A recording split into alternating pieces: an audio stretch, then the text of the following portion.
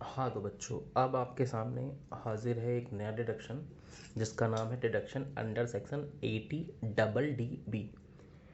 देखो, अभी हम लोगों ने लेटेस्ट सेक्शन पढ़ा है 80 जो मेडिकल एक्सपेंडिचर डिसेबल पर्सन का है। अब 80 पढ़ने पा रहे हैं मेडिकल ट्रीटमेंट, यानी अगर कोई बीमार हो जाए तो उसका अगर ट्रीटमेंट कराते हो तो उसमें आपको कितना डिडक्शन देने पड़ेंगे। पहली बात तो ये ट्रीटमेंट है वो नॉर्मल बीमारियों के लिए नहीं है। यहाँ पे कुछ घातक बीमारियाँ हैं, अगर वो आपके फैमिली मेम्बर या आपको हो जाती हैं तो फिर इसका डिडक्शन देंगे। तो पहले उन बीमारियों के बारे में देख लेते हैं। तो कुछ स्पेसिफाइड डिसीजेज हैं,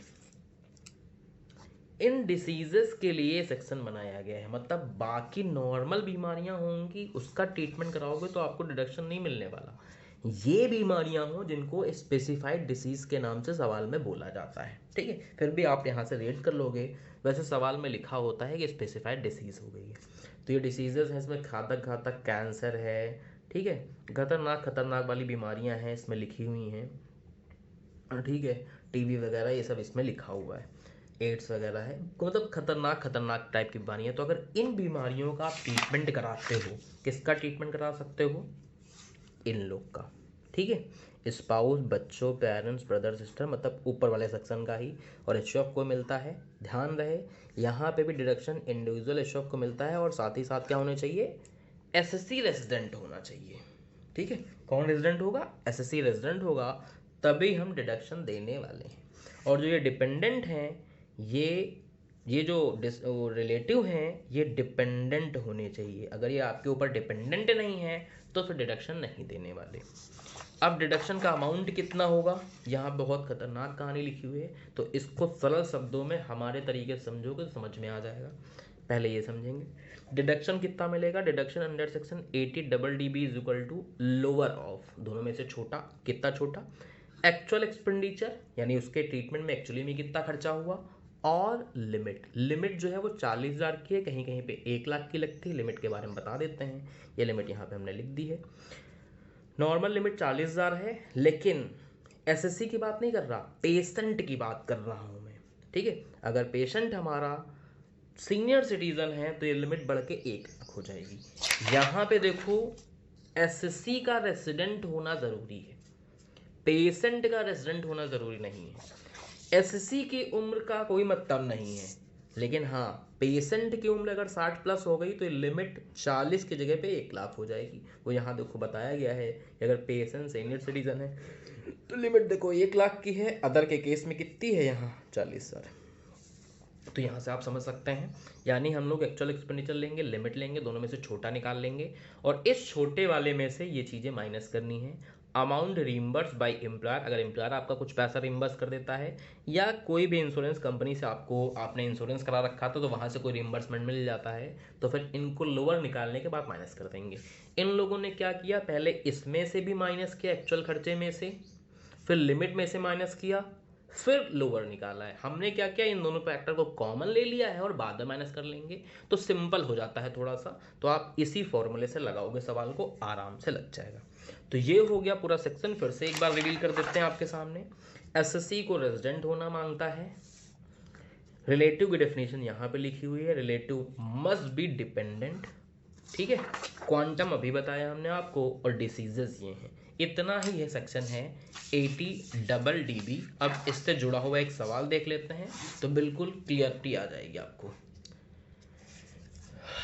तो क्वेश्चन ये रहा आपके सामने, ठीक है, बहुत ही ध्यान से समझेंगे। आंसर को मैं ऐसा करता हूँ, छुपा देता हूँ यहाँ से, जिससे आप बेहतर तरीके से इस चीज़ को समझ पाएँ। पहली बात तो है एसएससी का रेजिडेंशियल स्टेटस रेसिडेंट होना चाहिए। अच्छा, एक बात आपको और बता देते हैं, जब कहीं रेसिडेंट लिखा हो तो उस रेसिडेंट का मतलब होता है चाहे वो ऑर्डिनरी हो चाहे नॉट ऑर्डिनरी हो, रेसिडेंट होना चाहिए। यानी कुल मिला के समझ गए होंगे कि इसको डिडक्शन मिल जाएगा, इसको डिडक्शन मिल जाएगा, इनको डिडक्शन नहीं देने वाले क्योंकि ये रेसिडेंट नहीं है। तो इनका अगर आंसर देखोगे तो यहाँ नीचे नील ही आने वाला है, क्योंकि ये रेसिडेंट ही नहीं है तो इनको डिडक्शन मिल ही नहीं पाएगा। बाकी चारों में डिडक्शन मिलने की कुछ उम्मीद है, कितना मिलेगा वो अभी देखना है हम लोग को।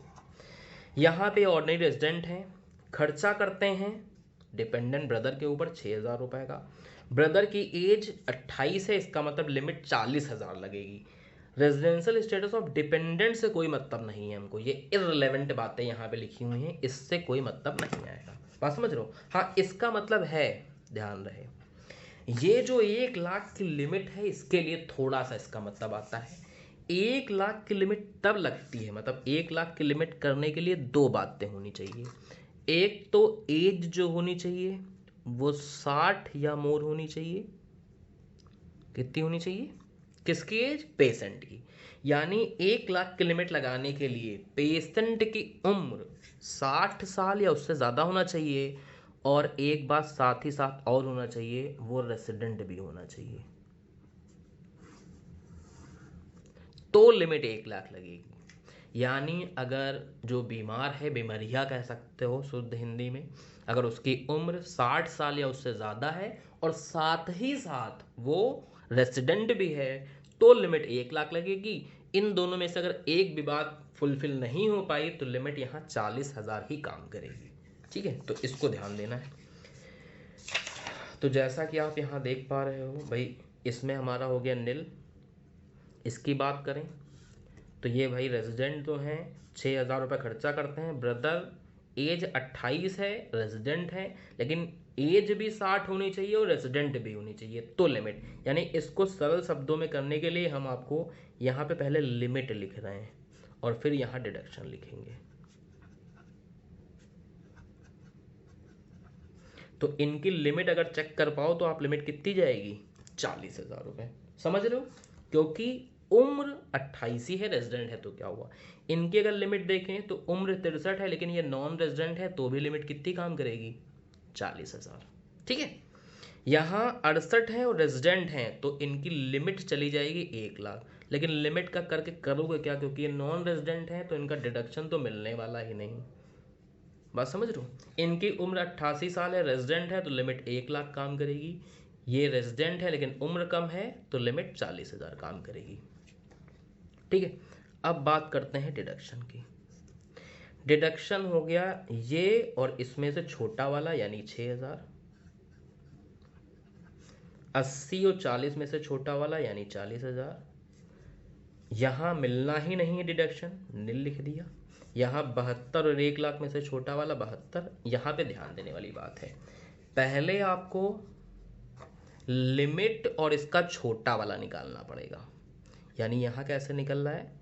लोअर ऑफ 40 और 80, इन दोनों में से छोटा वाला निकाला, कितना आया? 40, और माइनस कर दो जितना अमाउंट ये रीइंबर्स करवा ले रहे हैं, तो कितना मिलेगा? 32,000। यानी 6,000, 40, नील, 72 और 32। यही देखो आपके आंसर में यहाँ दिख रही होंगे। ये रहा 6,000, ये रहा 40, ये रहा नील, ये 72 और ये 32,000। तो आसान तरीके से हमने ये सेक्शन आपको बताया है, समझाया है। इस तरीके से आप इसको लगा सकते हो, कर सकते हो। जय हिंद।